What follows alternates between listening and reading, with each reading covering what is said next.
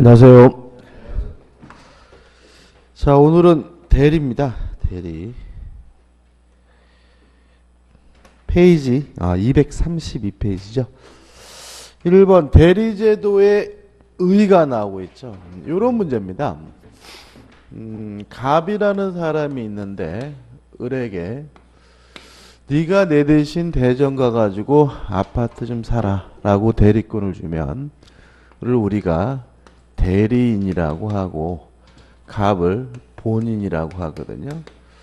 그래서 을이 대전에 내려와 가지고 병가 만나 가지고 매매 계약을 했어요.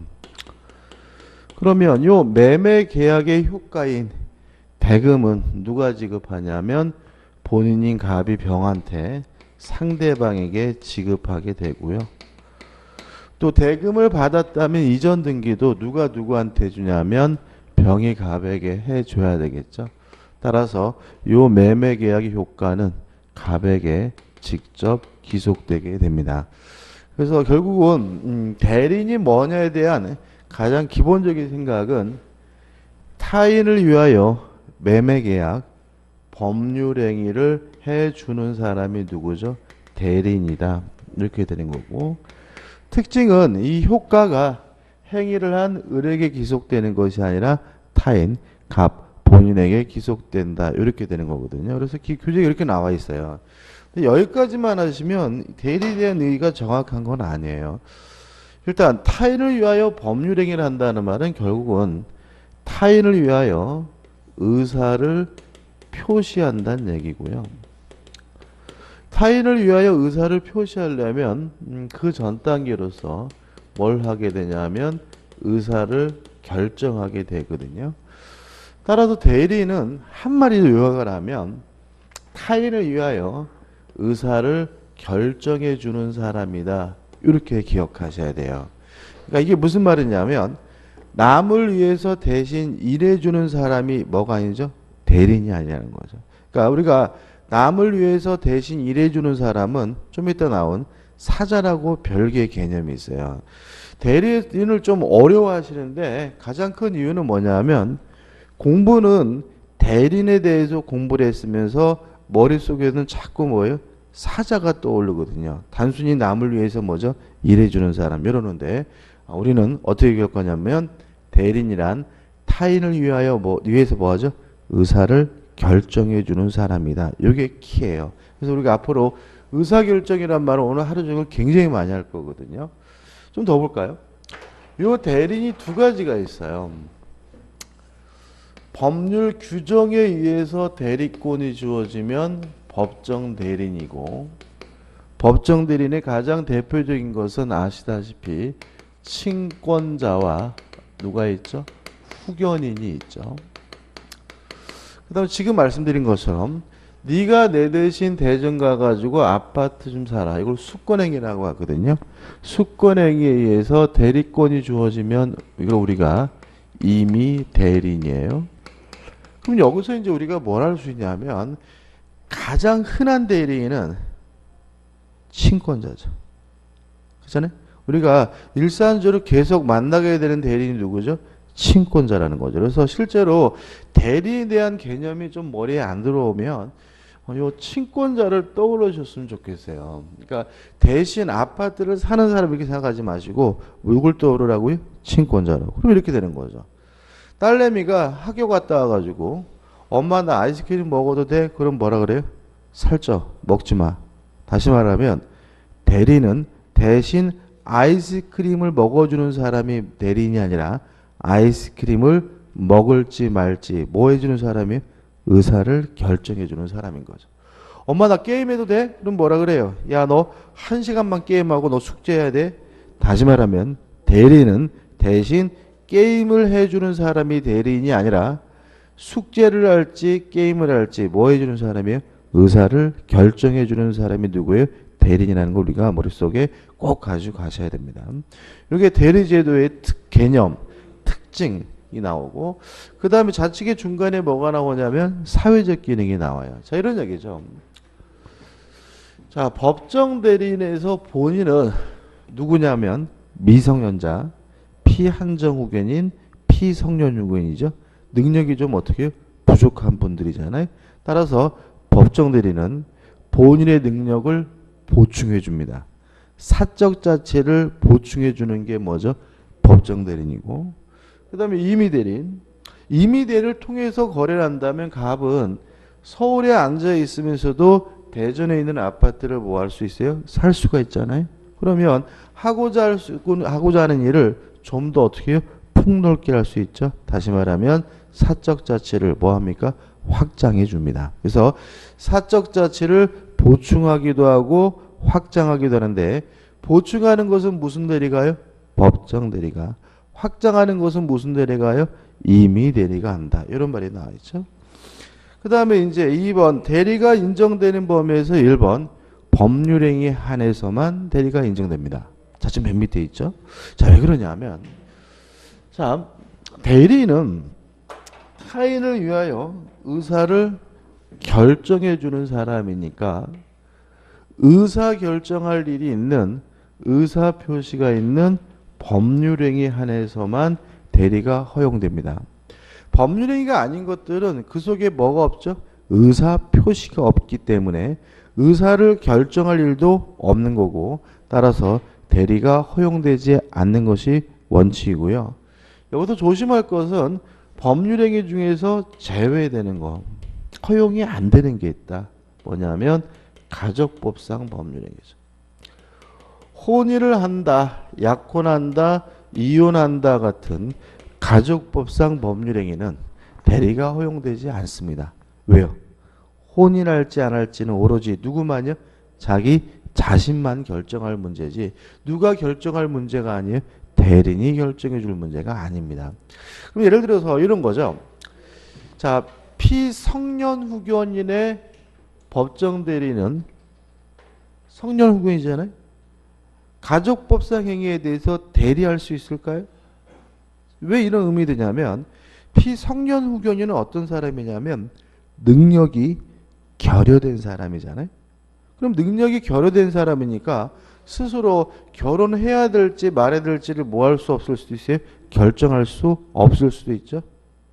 그러면 장가를 못 가는 겁니다. 뭐가요? 대리는 절대로 허용되지 않습니다. 무슨 말 아시겠죠? 오로지 가족법상 행위, 혼인, 약혼, 이혼과 같은 가족법상 행위는 오로지 누가 결정할 문제? 본인 자신만이 결정할 문제고요. 따라서 피성년 후견인의 법정 대리인 성년 후견인도 가족법상 행위에 대해서 뭐가 없습니까? 대리권이 인정되지 않음을 주의하시기 바랍니다. 그 다음에 우측에 보시면 이제 뭐가 나오냐면 준법률행위 나와요. 물론 준법률행위는 대리가 허용되지 않아요. 왜냐하면 의사표시가 없는 거니까요. 근데 주의할 점이 뭐냐면 준법률 제가 한번 읽어볼게요. 오른쪽에. 준법률행위는 의사표시가 아니므로 원칙적으로 대리는 인정되지 않는다. 그러나 의사의 통지, 간염의 통지와 같은 의사표시에 유사한 준법률행위 간에는 대리가 유추 적용된다. 이렇게 나와 있죠. 자, 이게 무슨 말이냐면 의사의 통지와 간염의 통지는 의사표시와 대단히 뭐예요? 유사하죠. 유사하니까 대리에 관한 민법규정이 뭐가 되는 거예요? 유추 적용이 되는 거예요. 허용된다는 얘기가 아닙니다. 대리에 관한 민법규정이 뭐가 된다는 얘기예요? 유추 적용된다는 얘기고, 대리는 원칙적으로 뭐에 대해서만요? 법률행위에 한해서만 허용된다는 거니까 주의하시기 바래요. 그 다음에 대리의 삼명관계란 말은 무슨 말이냐면, 이제 등장인물이 몇 명이죠? 3명이니까 이렇게 그림을 그리면 항상 어떤 모양이죠? 삼각형 모양이다. 그래서 삼명관계라는 말을 쓰는데 아무 의미 없는 내용이고요. 그 다음에 3번 대리의 종류해 가지고 임의대리, 법정대리 했죠? 친권자나 후견인처럼 법률 규정에 의해서 대리권이 주어지면 법정대리인, 수권행위를 통해서 대리권이 주어지면 뭐죠? 임의대리인. 그 다음에 문제가 되는 것은 하나는 이제 능동대리와 수동대리입니다. 자, 이런 얘기입니다. 대리인이 의사표시를 하는 것은 뭐죠? 능동대리. 상대방이 하는 것을 받는 것은 뭐죠? 수동대리. 어렵지 않죠? 그래서 문제가 있어요. 자, 수동 대리는 대리인이 의사결정을 안 한다는 거죠. 그죠? 수동 대리는 누가 의사표시를 하는 거예요? 상대방이 의사표시를 하는 거니까 의사결정은 수동 대리는 상대방이 하는 것이지 대리인이 하는 게 아니거든요. 그럼 결국에 어떤 논리가 생기냐면 수동 대리의 경우에는 대리인이 의사결정하지 않으므로 대리인이 수동 대리를 할 수가 있느냐? 이게 문제가 돼요. 왜냐하면 대리인이란 타인을 위하여 뭐 하는 사람이죠? 의사를 결정하는 사람이니까요. 그래서 이렇게 기억하시는 거죠. 자, 이렇게 합니다. 대리인이란 타인을 위하여 뭐 하는 사람이죠? 의사를 결정하는 사람이므로 능동 대리를 하는 사람이다. 다만 부수적으로 의사 표시를 뭐 할 수도 있어요? 수령할 수도 있다. 그래서 주가 뭐예요? 능동 대리고 수동 대리는 뭐예요? 부수적인 것으로 이해하셔야 나중에 또 문제 풀 때 뭐에 빠지잖아요? 함정에 빠지지 않습니다. 자, 대리는 뭐 하는 사람입니까? 의사 결정하는 사람. 따라서 뭐 하는 사람이죠? 능동 대리. 다만 부수적으로 의사 표시를 수령할 수도 있다. 뭐 할 수도 있죠? 수동 대리를 하는 것도 가능하다. 이렇게 주된 것과 종된 것으로 기억해 두시기 바랍니다. 그 다음에 넘기시면 3번 유권 대리, 무권 대리. 대리 행위를 했는데 대리권이 있으면 뭐예요? 유권 대리. 대리권이 없으면 무권 대리고 중요한 부분인데 이건 또 1시간 동안 뒤에서 또 봐야 되고요. 그 다음에 3번 대리와 구별해야 될 개념 해가지고 대표가 나오고 있죠. 자, 이런 겁니다. A라는 법인이 있는데요. 이 A라는 법인의 대표인 갑이라는 이사가 있어요. 이사가 병과 만나가지고 법률행위를 하면 그 법률행위 효과가 법인에게 직접 귀속된다는 점에서는 무엇과 똑같죠? 대리와 똑같습니다. 근데 여기서 좀 생각해 볼 것은 뭐냐면 이사가 한 행위가 이사가 한 법률행위가 법인에게 직접 귀속되는 이유는 이사 행위가 이코로 법인 자신의 행위이기 때문에 그런 거죠. 다시 말하면 법인도 사람이기 때문에 손과 발과 같은 역할을 해야 될 기관이 필요한데 그게 뭐예요? 이사고 그게 뭡니까? 대표잖아요. 따라서 대표 행위가 법인에게 효과가 기속되는 이유는 대표 행위가 이코로 누구 행위예요? 법인 자신 행위이기 때문에 그런 거잖아요. 그러면 이사가 한 행위는 그것이 법률 행위든 그것이 사실 행위든 그것이 불법 행위든 다 원칙적으로 누구에게 효과가 기속이 됩니까? 법인에게 효과가 기속이 되는 거죠. 이에 반해서 대리는 뭐에 대해서만 허용이 됩니까? 법률 행위에 한해서만 허용된다는 점에서 차이점이 있는 거죠. 그럼 이렇게 되는 겁니다. 대리인이란 타인을 위하여 의사를 결정해 주는 사람이니까 뭐에 한해서만요? 법률 행위에 한해서만 허용되지만 대표 이사 행위는 법인 자체 행위이기 때문에 이사간 행위는 법률 행위든 사실 행위든 불법 행위든 누구에게요? 법인에게 기속된다는 점에서 차이점이 있다. 이렇게 되는 거죠. 이해되시죠? 그죠? 어렵지 않죠? 그 다음에 2번에서 뭐가 나오죠? 사자가 나옵니다. 자, 갑이라는 사람이 본인이고요. 을이 사자예요. 사자라는 말을 우리가 흔히 쓰나요? 잘 안 쓰는데 그 사극 같은 데 보면 나와요. 그 옛날에 황산벌의 영화 보면은 장군 개백이가 사자를 보냈습니다. 그죠? 그죠? 뭐 진시황이 뭐 사자를 보냈습니다. 이런 말이 나온단 말이죠. 그러니까 사자는 한자 우리가 흔히 쓰는 말은 뭐죠? 심부름꾼이죠. 다시 말하면 본인이 결정한 의사를 단순히 상대방에게 전달해 주거나 상대방에게 표시해 주는 사람을 우리가 뭐죠? 사자라고 합니다. 그러면 의사결정의 주체가 다르죠. 대리에서 누가 의사결정하죠? 대리인 자신이. 사자에서 누가 결정합니까? 본인이 결정한다는 점에서 차이점이 있고요. 따라서 대리는 법률행위에 한해서만 허용되지만 사자는 뭐 하지 않습니까? 의사를 결정하지 않고 있으므로 법률행위에 대해서뿐만 아니라 사실행위나 불법행위에 대해서도 대리가 허용이 된다는 점에서 차이점을 가지게 됩니다. 다시 한번요. 본인이 결정한 의사를 단순히 전달해 주는 사람 우리가 뭐죠? 사자라고 한다. 따라서 사자는 스스로 의사를 결정하지 않으므로 법률행위뿐만 아니라 사실행위, 불법행위에 대해서도 허용이 되고요. 대리는 뭐에 대해서만요? 법률행위에 대해서만 허용이 되죠. 그럼 이렇게 되는 겁니다. 자, 을이 병에게 불법행위를 저질렀어요. 이럴 때 갑에게 책임이 발생하느냐? 만약에 을이 갑의 대리인이면 을이한 불법행위에 대해서는 본인이 뭘 한지? 책임을 안 져요. 만약에 을이 사자라면 을이한 불법행위에 대해서 본인이 뭘 지게 돼요? 책임을 지게 되는 거죠. 이해되시나요? 그래서 이런 거죠.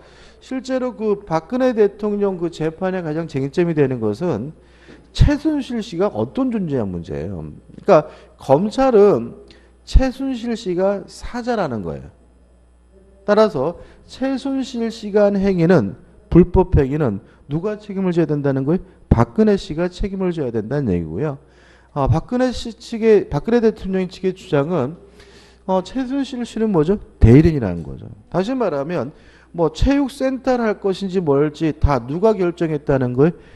최순실 씨가 스스로 결정했다는 거죠. 그 스스로 결정한 거니까 대리니까 본인이 박근혜 대통령이 뭐 하잖아요? 책임지지 않는다는 거죠. 근데 검찰은 그게 아니라는 거죠. 박근혜 대통령이 뭐 했다는 거예요? 시켰다는 거죠. 그죠? 네가 어떻게 좀 해봐라. 이렇게 시켜가지고 따른 것이라면 최순실 씨는 뭐가 돼요? 사자가 되고 최순실 씨가 한 불법행위는 다 누구에게? 박근혜 씨에게 책임이 기속된다. 이런 문제가 발견되기 때문에 결국은 둘 사이가 어떤 관계냐. 이게 요새는 언론에 보도도 안 되는데 초창기 때 굉장히 뭐죠? 중요하다 그래가지고 맨날 언론에 막 나오고 그 케이블 TV 보면 이렇게 나와가지고 쓸데없는 얘기하고 막 그런 이유가 여기에서 발생하게 되는 거죠. 좀 더 볼게요. 대리는요, 타인을 위하여 의사를 결정하는 사람이니까 의사를 결정할 수 있는 능력, 의사 능력이 필요합니다. 그 다음에 대리는 타인을 위하여 법률행위를 하는 사람이기 때문에 독자적으로 법률행위를 할 수 있는 능력인 행위 능력이 있어야 되는데 우리 민법 117조가 특별히 대리는 행위 능력자일 필요가 없다라고 명문으로 규정을 두고 있기 때문에 대리는 법률 행위를 하는 사람인데도 불구하고 행위 능력이 필요가 없어요. 다만 스스로 뭐는 해야 돼요? 의사는 결정해야 되니까 반드시 뭐가 필요하죠? 의사 능력이 필요한 거죠. 이에 반해서 사자는 뭐가 필요 없죠? 의사 능력이 필요가 없다. 왜요? 사자는 뭘 결정하지 않습니까? 의사를 결정하지 않으니까. 이게 가끔 질문 나오니까 조심하시기 바래요. 그 다음에 3번 해가지고 뭐가 나오냐면 간접 대리가 나와요. 중요한 거 아닙니다. 중요한 거 아니고 시험이 잘 안 나오는데 혹시 몰라 설명드리면 이런 문제예요. 예를 들면 쉬운데 갑이라는 분이 예를 들어서 포도 농사를 지셨어요. 근데 농사 지신 갑이 직접 판매하기가 어려워서 을이라는 상인한테 가서 내 포도 좀 팔아주쇼. 포도 판매에 대해서 뭘 했냐면 위탁을 했어요. 그러면 갑이 을에게 포도를 뭐죠? 갖다 주겠죠. 인도해 주고요. 그럼 포도를 을이 자기 가게에다 비치하고 판매하게 되는데 여기서 조심할 것은 을이 요 갑의 포도를 팔 때 지 포도라고 하면서 팔아요? 갑의 포도라고 하면서 팔아요? 아니 지금 농사짓꾼이 갖다 놓은 포도를 자기 가게에 놓고 판단 말이죠. 팔 때 자기 것처럼 팔아먹어요? 남 것처럼 팔아먹어요? 자기 것처럼 팔아먹죠. 무슨 거기 가가지고 아 이거 뭐 제 게 아니라 제가 위탁받은 거 이거 아니잖아요. 그죠? 지 것처럼 팔아먹는 거죠. 다시 말하면 뭐죠? 자신의 이름으로 팔아먹는 거죠.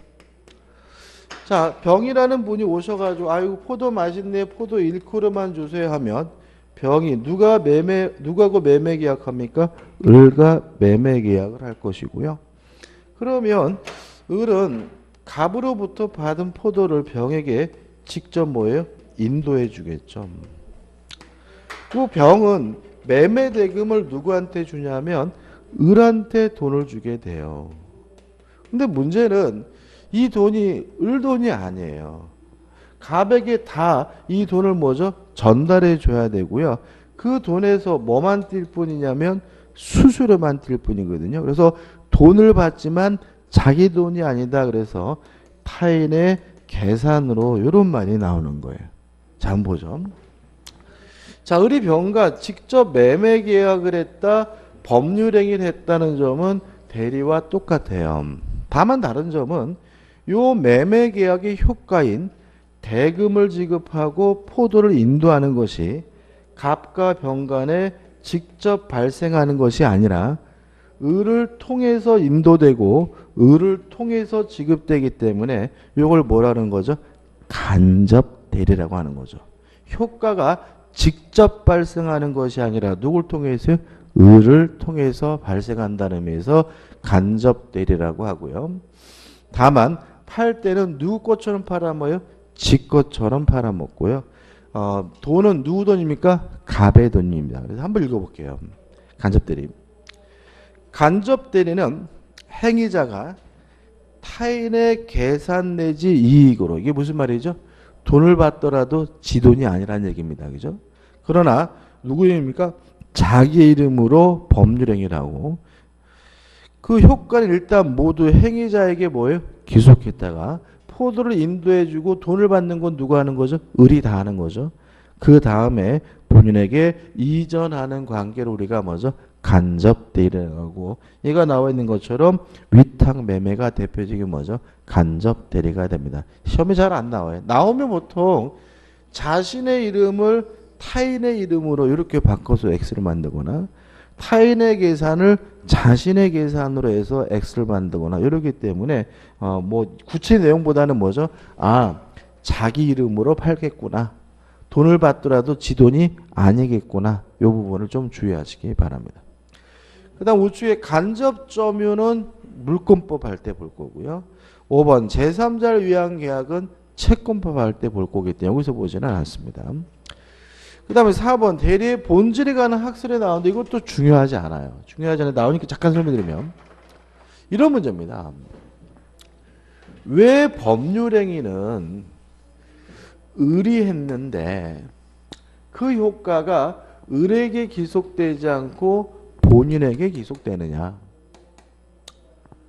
겉보기에는 을이 하는 것처럼 보이지만 실질적으로는 갑이 한 것이기 때문에 갑에게 효과 기속된다. 이런 학설을 뭐라 하느냐면 본인 행위설이라고. 적을 필요 없습니다. 전혀.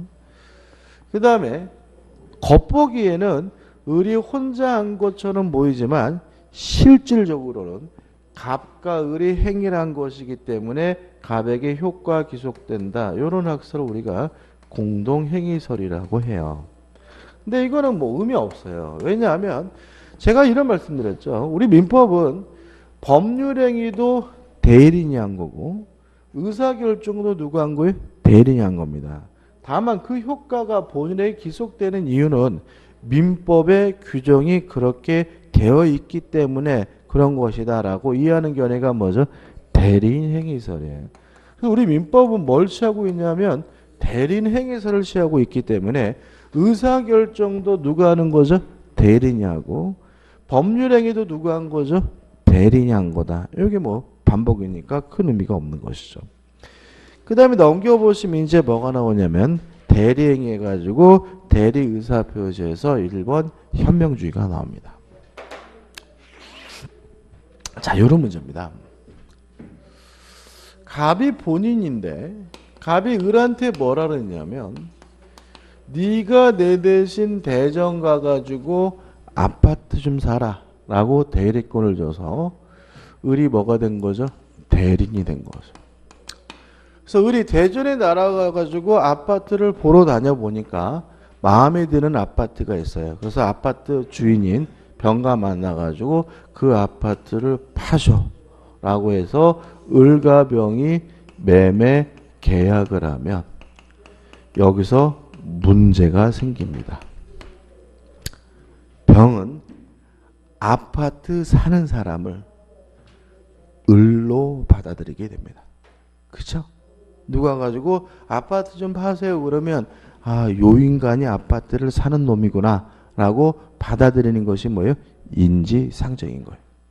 따라서 요 매매 계약의 효과가 을이 아닌 갑에게 기속이 되려면 을은 최소한 자신이 대리인이라는 사실을 밝혀야 되는데 이걸 우리가 뭐라 그러냐면 현명이라고 합니다.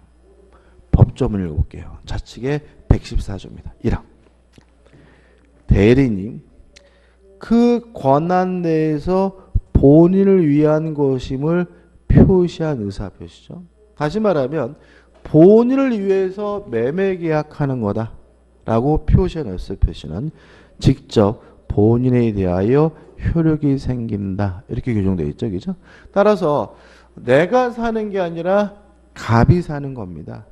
나를 위해서 매매 계약하는 게 아니라 갑을 위해서 매매 계약하는 겁니다. 라고 밝히는 게 뭐죠? 현명이고 현명을 해야 요 매매 계약의 효과가 누구에게 발생해요? 본인에게 직접 발생하게 되는 거죠.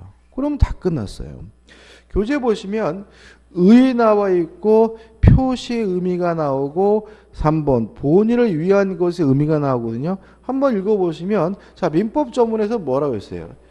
본인을 위한 것임을 표시한다 이렇게 되어 있죠. 다시 말하면 본인의 이름으로 매매 계약하라는 얘기가 아니에요. 을의 이름으로 매매 계약하되 다만 내가 사는 게 아니라 갑이 산다. 나를 위해서 사는 것이 아니라 갑을 위해서 하는 거다. 이렇게 밝히는 게 뭐죠? 현명이다. 이런 의미고요. 오른쪽 상단에 보시면 현명의 방식이 나오는데 무방식이에요. 그래서 말로 하든 문서로 하든 어떤 방법이 상관이 없어요. 근데 여기서 문제가 되는 것은 뭐냐 하면 본인을 사칭하는 것이 현명이냐 이거죠. 우리가 일반적으로 현명하는 방식은 위임장을 제시하는 거죠. 그죠? 다시 말하면 자기 이름으로 매매 계약하고 도장을 찍으면서 대리인한 사실을 밝히기 위해서 위임장을 제시하는 것이 뭐죠? 일반적이에요. 그죠? 그런 얘기 나와요. 근데 만약에 을이 마치 갑인 것처럼 해가지고 매매 계약을 했을 때는 어떻게 할 것이냐? 요 문제인데 우리 판례는 이렇게 이해합니다. 을에게 만약에 대리권이 있다면 갑인 것처럼 해서 매매 계약하는 것도 현명이지만 만약에 을에게 대리권이 없다면 갑의 이름을 사칭해서 매매 계약하는 것은 현명이 아니라는 것이 우리 판례 입장입니다. 그래서 만약에 문제지문에서 본인을 사칭했다, 본인을 가장했다 이런 말이 나오면 다시 한번 그 사람에게 대리권이 있는지 없는지를 확인해 보는 습관을 가져야 돼.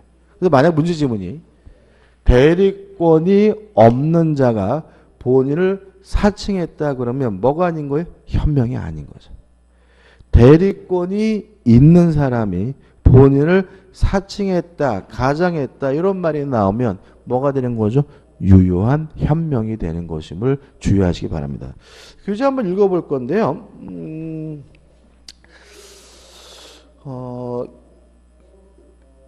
좀 읽어보니 기네. 좀 위에서부터 하나, 둘, 셋, 넷, 다섯 번째 줄 보시면 이렇게 나옵니다.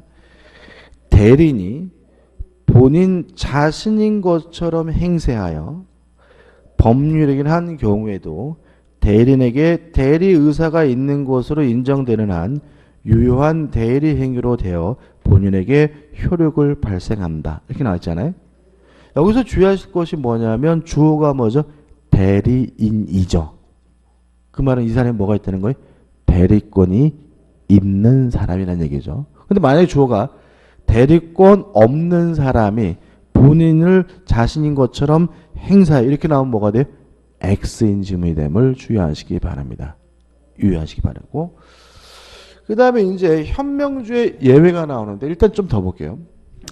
자, 현명을 하면 매매계약 효과가 본인에게 발생하므로 현명을 하면 요 매매계약에 대해서 본인이 책임을 부담하게 됩니다. 근데 만약에 현명하지 않았어요. 대리라는 사실을 밝히지 않았다면 원칙적으로 요 매매계약의 효과는 본인에게 발생하지 않으므로 누가 책임을 지게 되냐면 대리인이 자신의 행위에 대해서 뭘 져야 됩니까? 책임을 지게 됩니다. 그래서 가장 기본적인 생각은 대리인이라고 현명을 해야 누가 책임을 집니까? 본인이 책임을 지고요.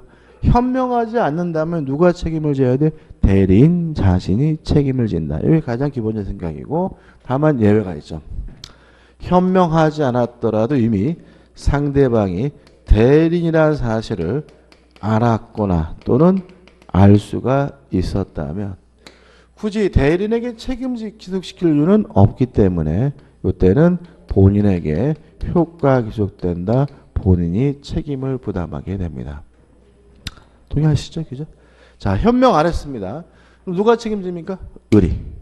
현명하지 않았더라도 병은 이미 을이 갑의 대리인임을 어떻게 해요? 알았거나 알 수가 있었다면 누가요? 갑 본인이 책임을 지게 되고요. 마지막으로 현명주에 대한 예외예요. 예외에서 1번 상해가 나오는데 상행인 하나 더 하면 부부간의 일상가사 대리권은 현명할 필요가 없다. 현명하지 않아도 본인에게 당연히 효과가 기속된다. 상행이 가장 주된 특징이 뭔가요? 계속 반복적으로 한다는 점이죠. 그죠? 근데 만약에 물건 하나 팔 때마다 일일이 현명해야 된다면 뭐 할 수 없습니까? 장사할 수가 없는 거니까 상행에 대해서는 뭐 할 필요 없어요? 현명할 필요가 없고요. 그 다음에 부부간의 일상가사 대리권은 이런 겁니다. 우리는요 부부재산 별산제예요. 그래서 부부는 별개의 존재입니다. 경제적으로. 따라서 남편의 채무에 대해서 부인이 뭐하지 않아요? 책임지지 않고요. 부인의 법률행위에 대해서 남편이 뭐하지 않습니까? 책임지지 않습니다. 이게 뭐예요? 대원칙인 거예요. 다만 이런 경우가 있어요.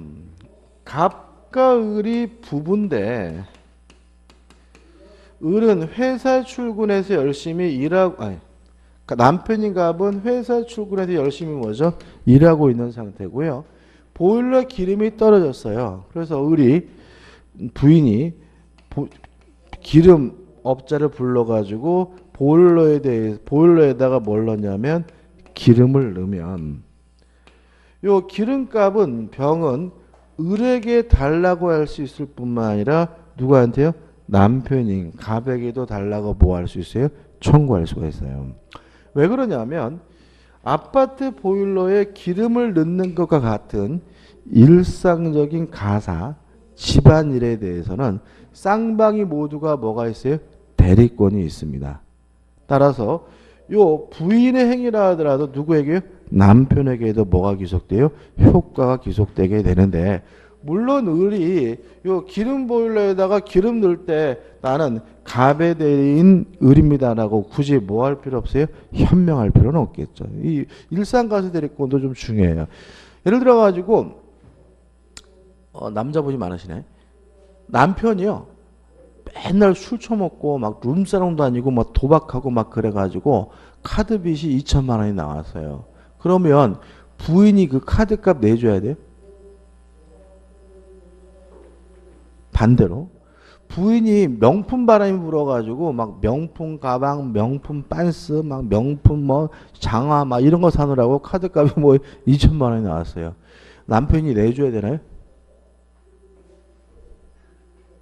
내줄 필요 없는 거잖아요. 왜냐하면 룸싸움 술 처먹는 것도 일상적인 집안일이 아니고요. 명품 가방을 구입하는 것도 뭐가 아니에요? 일상적인 집안일이 아닙니다. 다시 말하면 부부가 연대해서 공동으로 책임져야 되는 것은 어디까지만요? 일상적인 집안일에 대해서만 뭐죠? 연대해서 책임을 지게 되고요. 이유는 부부간에는 뭐가 인정됩니까? 일상, 가사, 대리권이 인정이 되고요. 기본적으로 부부재산 별산자라고 해가지고 어떻게 해요? 부부는 뭐죠? 별개의 문제인 거죠. 그래서 가끔 보면 티 보면 그런 거 있잖아요. 고액 체납자들 이렇게 나오면 보통 어떤 경우가 많이 나오죠? 몽창 다 부인 이름으로 해놓고 지는 뭐죠? 재산이 하나도 없는 것으로 만들어 놓고 뭐죠? 호화 생활하면서 세금을 한 푼도 안 낸다. 그게 TV에 나오는 이유가 뭐예요? 세무서에서 부인 재산을 뭐 할 수 없어요? 손댈 수가 없으니까 이게 TV에 나오는 거거든요. 그런 이유는 뭐죠? 부부재산 별산제이기 때문에 그렇고요. 그래서 그 만약에 여러분 안 그러겠지만 사업하실 때 조심할 게 뭐냐면 그런 겁니다. 그 원래 보증 쓰지 말란 얘기 있잖아요. 그죠? 형제가나 친한 형제일수록 절대로 보증 쓰지 말아야 될 사람이 뭐냐면 부부예요. 부부는 절대로 보증 쓰면 안 돼요. 진짜로. 왜 그러냐면은 남편이 사업을 하는데 은행이 꼭 누굴 찾냐면은 부인을 보증수라고 자꾸 그래요. 그럼 어떤 일이 발생하냐면 보증을 안 쓰면 사업이 망하더라도 부인이 열심히 일을 해서 어떻게 해요? 가정을 꾸려나갈 수가 있는데 이게 부인이 뭘 서버려요? 보증을 서버리면은 이 사업에서 망한 빚이 다 누구한테 넘어가 버려요? 부인한테 넘어와 버리니까 이게 사업 실패가 결국 뭐까지 문제가 돼요? 이혼 문제까지 돼버리거든요. 무슨 말인지 아시죠? 그죠? 그래서 절대로 보증 쓰지 말아야 될 사람은 형제가 아니라 뭐예요? 형제는 안 보고도 살 수가 있지만 부부는 절대 보증 쓰면 안 돼요. 왜냐하면 사업 실패가 뭐로까지 가요? 이혼으로 치닫게 되고요. 만약에 부부가 보증을 안 쓰면 부부 재산 별산제이기 때문에 남편이 사업하다 망하더라도 누구한테 책임이 들어오지 않아요? 부인에게 책임이 들어오지 않기 때문에 부인이 어떻게 하든지 뭐예요? 가정을 꾸려나갈 여력이 생기는데 이거는 그냥 보증을 서버리거든요. 그래서 좀 조심하시고 그래요. 아무튼 일상적인 집안일에 대해서 뭐가 있어요? 대리권이 있고 현명할 필요가 없습니다. 그 다음에 두 번째가 뭐죠? 수동대리죠. 수동대리는 상대방 측에서 현명한다. 자, 이게 무슨 말이냐면 수동대리는 누가 의사표시라는 거죠? 상대방이 의사표시라는 거죠. 그죠? 그러면 너한테 하는 게 아니라 갑에게 한다는 사실을 누가 밝혀야 돼요? 상대방 측에서 밝혀야 되겠죠. 동의하시죠? 병이 을한테 별말 안 하고 얘기를 하면 의사를 표시하면 을을 어떻게 받아들이겠어요? 아, 이놈이 나한테 하는 의사표시구나라고 받아들이겠죠. 따라서 병이 한 의사표시가 을이 아닌 갑에게 효과가 발생하려면 내가 너한테 하는 말이 아니라 갑에게 하는 말이다라는 사실을 누가 밝혀야 돼요? 상대방 측에서 밝혀야 되겠죠. 따라서 수송대리는 누가 현명합니까? 상대방 측에서 현명하게 된다는 것도 꼭 잊지 마시기 바랍니다. 그 다음에 현명하지 아니한 법률행위 요거죠. 현명하지 않으면 대리인 자신이 원칙적으로 책임을 진다. 다만 현명하지 않았더라도 상대방이 알았거나 알 수가 있었다면 누구에게? 본인에게 책임이 기속된다. 끝입니다. 그 다음에 넘겨보시면 이제 뭐가 나오냐면 대리인의 능력이 나와요. 117조. 대리인은 행위 능력자를 요하지 아니한다. 이거죠. 대리인은 타인을 위하여 의사를 결정하는 사람이니까 의사 능력은 반드시 필요한데 행위 능력자일 필요는 없다. 왜냐하면 민법 117조가 뭐죠? 명문으로 규정을 두고 있으니까요. 이번 117조의 적용 범위는 통설에 따르면 법정 대리인뿐만 아니라 임의 대리인에도 그대로 뭐죠? 적용된다라고 판단하고 있으니까 유의하시기 바라고요. 그 다음에 3번 대리인의 하자입니다. 자, 여기서 우측에 보시면 원칙이 나오고 예외가 나와요. 오늘은 예외 안 할 거예요. 여러분 예외 보지 마세요. 이걸 예외를 왜 안 보냐면은 나중에 볼 건데 왜 안 보냐면 자꾸 원칙과 예외를 뒤바꿔버려요. 우리가. 그러니까 예외는 모르는 게 날 수도 있어요. 우리는 뭐가 중요합니까? 원칙이. 그래서 일단 원칙만 할 거 예외는 뭐죠? 읽지도 마세요. 이게 헷갈리는 분야가 아닌데 자꾸 의식적으로 예외를 원칙으로 이해하시니까 이게 거꾸로 가니까 이게 이상해지는 것 뿐이거든요. 그래서 예외는 일단 다음 달 또 할 때까지, 그죠? 다음 달 또 할 때까지는 절대로 뭐 하지 마세요. 읽지도 말고 쳐다도 보지 말고 오늘은 뭐죠? 원칙만 할 겁니다. 원칙은 간단해요. 자, 이거죠. 자, 대리인은 의사를 결정하는 사람입니까? 따라서 의사결정 과정에 하자가 있는지 없는지는 누구만 가지고 따지? 대리인만 가지고 따지는 거예요. 또 의사표시도 누가 해요? 대리인이 하는 거죠. 따라서 의사표시가 합치됐는지 안 됐는지는 누구만 가지고 따지? 대리인만을 가지고 따지는 겁니다. 자, 의사결정 누가 합니까? 대리인이. 의사표시 누가 합니까? 대리인. 그럼 이렇게 된 거죠. 자, 갑이 본인이고요. 을이 대리인인데 병가 만나가지고 매매 계약을 했거든요. 근데 나중에 병이 갑에게 사기쳤다는 사실이 밝혀졌어요. 이랬을 때 이 매매 계약을 사기를 이유로 취소할 수 있습니까? 없습니까? 취소할 수 있어요? 없어요? 있는 것 같은데 또 눈빛은 없는 것 같기도 하죠. 그죠? 없는 거다. 왜냐하면 의사결정은 누가 하는 거죠? 대리인이 하는 거다. 따라서 의사결정 과정에 하자가 있는지 없는지는 누구만 가지고 따지? 대리인만을 가지고 따지는 거다. 따라서 본인이 사기당했더라도 본인이 강박을 당했더라도 이 매매 계약은 사기 강박을 이유로 뭐 할 수 없는 거예요? 취소할 수가 없는 거다. 동의하시죠? 그죠? 그 다음에 을과 병이 만나가지고 가장 매매 계약을 통정허위 표시를 한 거죠. 근데 이 사실에 대해서 본인이 선이에요. 이런 경우에 본인의 입장에서 무효입니까? 유효입니까?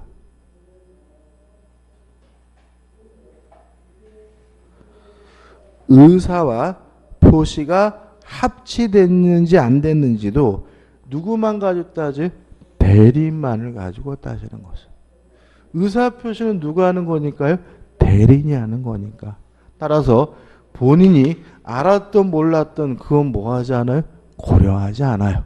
따라서 본인이 선이라 하더라도 요 매매계약은 통정허위 표시로서 뭐인 거예요? 무효인 거예요. 동의하시죠? 자, 우린 두 가지입니다. 의사결정 누가 합니까? 대리인이. 의사표시 누가 합니까? 대리인. 따라서 사기 강박을 당했는지 안 당했는지 대리인만 가지고 따지고요. 또 진이 아닌 의사표시인 통정허위 여부도 누구만 가지고 따지? 대리인만 가지고 따지고요. 본인이 알았는지 몰랐는지 뭐 하지 않아요? 고려하지 않습니다.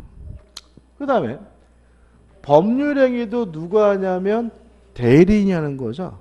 따라서 법률행위를 하는 과정에서 선인지 악인지 여부도 누구만 가지고 따지? 대리인만 가지고 따지는 거예요. 법률행위를 하는 과정에서 과실이 있는지 없는지 여부도 누구만 가지고 따져? 대리만 가지고 따지는 거예요. 법률행위를 매매계약을 누가 한 거예요? 의뢰한 거예요. 동의하시죠? 다시 말하면 갑이 알았는지 몰랐는지는 뭘 하지 않아요? 고려하지 않아요. 그럼 보자고요. 을과 병간 매매계약이 이중매매예요. 그러면 이중매매는 원칙적으로 뭐예요? 유효하고 적극가담하면 반사회적에서 무효잖아요. 기억나시죠? 근데 을이 적극가담했어요. 누가 적극가담했다고요? 대리인이. 근데 갑은 이 매매가 이중매매인지 전혀 몰랐어요. 그러면 반사회적에서 무효인가요? 아니면 유효인가요? 무효 유효? 무효다. 왜요? 적극 가담했는지 안 했는지도 대리만 가지고 따지니까. 왜요? 법률행위, 이중매매 누가 한 거예요?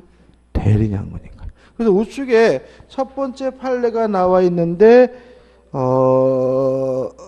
첫 번째 판례는 뭐냐면은 이중매매는 뭐예요? 적극 가담했는지 여부는 뭐죠? 대리인을 가지고 판단하는 그런 취지인 겁니다. 그죠? 다시 말하면 이중매매가 대리인을 통해서 이루어졌다면 적극 가담했는지 안 했는지 여부도 누구만 가지고 따집니까? 대리인만을 가지고 따집니다. 으시죠? 그죠? 그러면 여기서 이제 우리가 이제 이런 생각이 드는 거죠.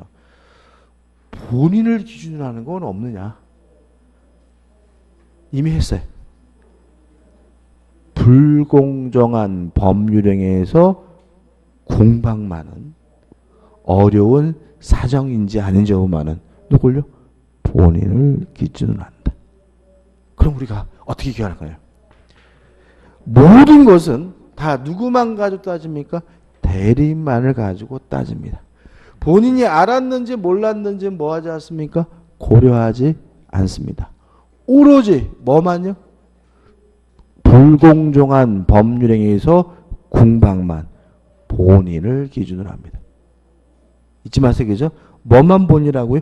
공방만 본인. 공박을 제외한 나머지 모든 것들은 다 누구를 위해서, 누굴요? 대리인을 기준으로 판단한다. 이게 원칙이고요. 여기서 이제 왜 틀리는 거예요?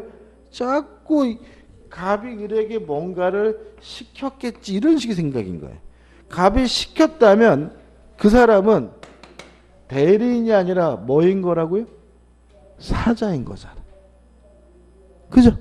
갑이 시킨 거 의뢰했다면 걔는 대리인이 아니라 뭐인 거예요? 사자인 거예요. 그러니까 자꾸 갑이 시켰겠지 이러지 마세요. 그죠? 또 이게 또 자꾸 받아들이지 않으면 대리인을 누굴 집어넣으라고요? 친권자를 집어넣으라고요. 누굴요? 친권자를. 아빠가 아들을 위해서 마트 가서 자전거를 샀어요. 그러면 그 자전거 매매 과정에서 하자가 있는지 없는지는 아빠를 가지고 따질 문제지 집에서 기어다니는 5살 못 먹고 막 본인을 가지고 따질 일은 아닌 거잖아요. 이 기본인 겁니다. 그죠? 그래서 공박만 본인, 공박을 제한 나머지 모든 것들은 누구만 가지고 따집니까? 대리인만을 가지고 따진다. 이 원칙이 중요하기 때문에 원칙화하고 넘어가는 겁니다. 그 다음에 넘겨보시면 이제 뭐가 나오냐면 대리권이 나오는데 대리권부터는 좀 쉬었다가 보도록 하겠습니다.